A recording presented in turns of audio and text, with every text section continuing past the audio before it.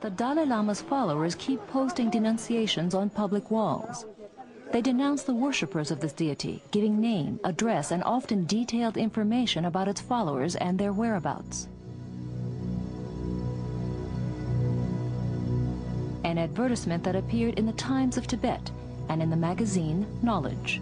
Anyone who's against the Dalai Lama must be opposed without hesitation with men, money, and possessions. That is to say, by all means, including violence. Why don't you simply advise people not to worship the deity Dorje Shugden and instruct others to be tolerant and avoid violence against those who continue to worship it? Nobody harming on them. But I've seen the calls for violence in the newspaper. No. I've seen it with my own eyes. No. I think rumors. Tashi Antu is the general secretary of the society that published the advertisement demanding ruthless action against all critics of Dalai Lama.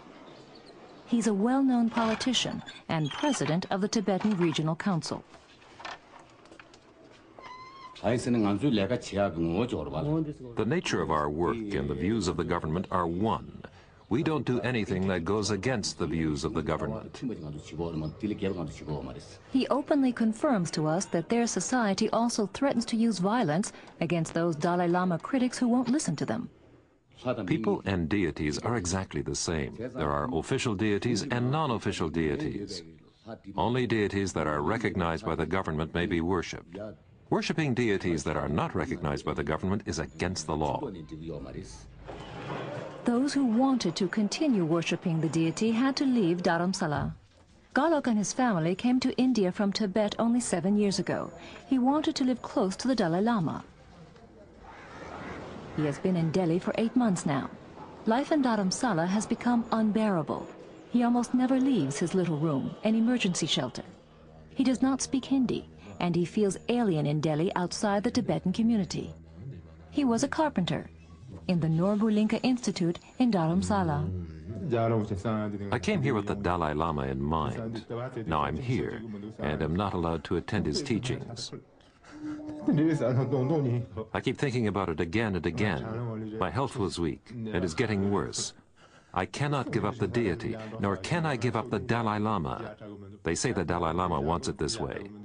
In Dharamsala, everyone was against me.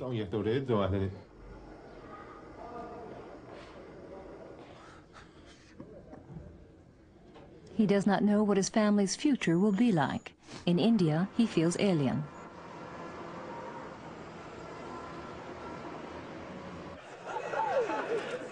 Tibet at the end of the 50s. The Dalai Lama at his doctoral exams. Shortly thereafter, he had to flee. It was the oracle of the deity Neshung that advised him to flee, writes the Dalai Lama in his autobiography. Still in a trance, the medium stumbled forward, took paper and pencil, and drew clearly and precisely the escape route.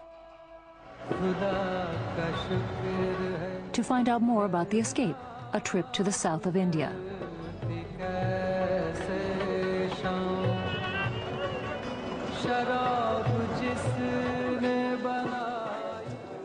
The vegetable market in Mysore.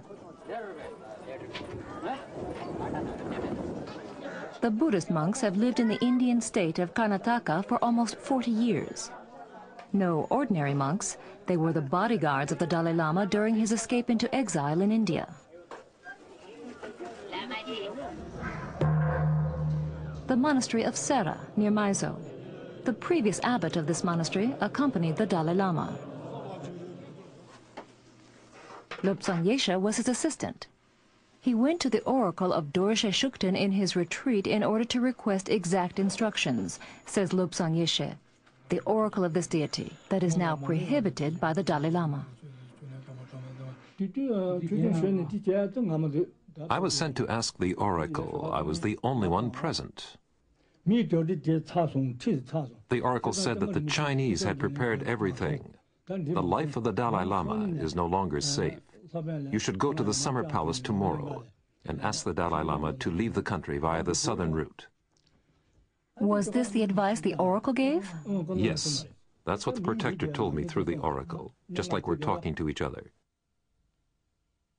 Lobsang Yeshe tells us that the oracle gave precise instructions as to how and by which route the escape should take place, with the monks as his bodyguards.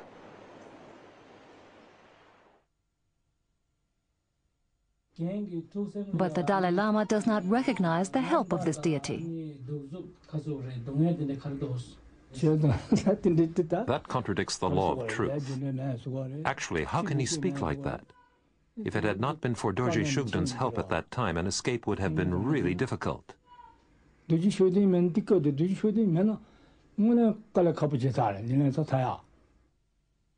bodyguards left the summer palace first.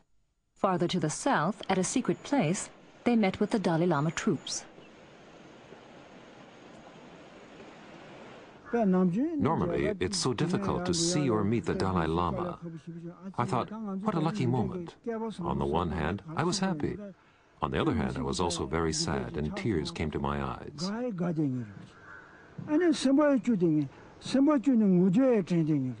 The others rode on horses, and we followed them on foot.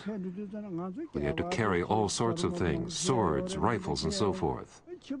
We walked and could not keep up. The escape took 13 days. At the border, the bodyguard said goodbye to the Dalai Lama and returned to Tibet. I was very sad. Now the Dalai Lama and his great teachers are going. They're all going to India. We must return. On the one hand, I was happy that they were in safety. But on the other hand, I was very sad when I thought of the future. We owe so much to His Holiness. I think of this always.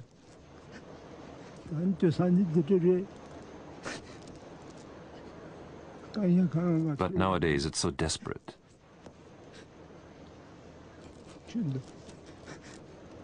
Now they insult us for relying on this deity. The Tibetans harass us. We've never criticized the Dalai Lama. We work so hard for him. We've never done anything against the Dalai Lama. He's our teacher.